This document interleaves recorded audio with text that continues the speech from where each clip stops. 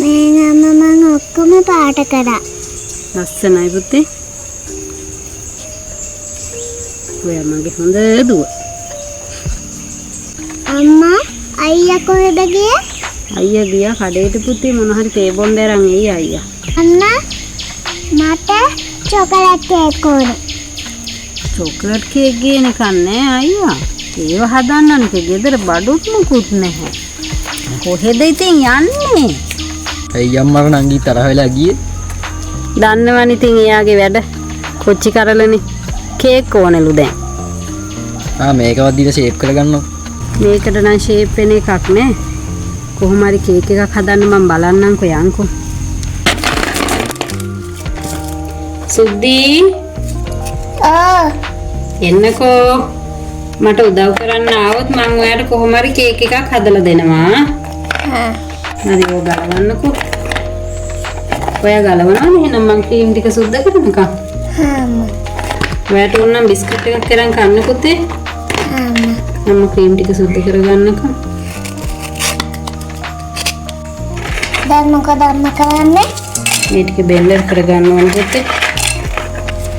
ඔන්න පුතේ අද චුරු චුරු වැස්ස පටන් අරගෙන. ඔව් නේද අම්මා.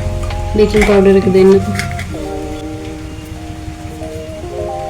මේ කලවම් කරන්න ඔය ටික හොඳට. ඔන්න ඉතින් ඔයාට කේක් ඕනේ කීවනේ. ඒක නිසා අම්මා කොහොම හරි කේක් හදනවා.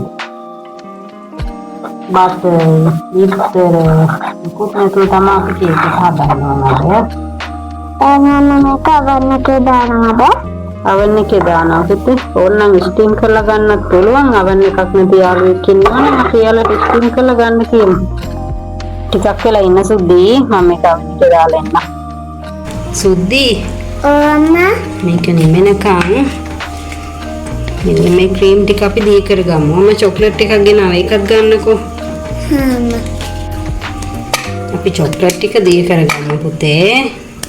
අම්මා ක්‍රීම් ටිකත් ඒකටම දාමු. ක්‍රීම් එක වගේම හැදිලානේ. ක්‍රීම් එක වගේම හැදිලානේ. ඔව්. හරි දැන් ඉතින් අරක නිමිලා ඇති. අපි කරගන්නකෝ. අම්මා ඔව් පුතේ. කේක් මොනවාද?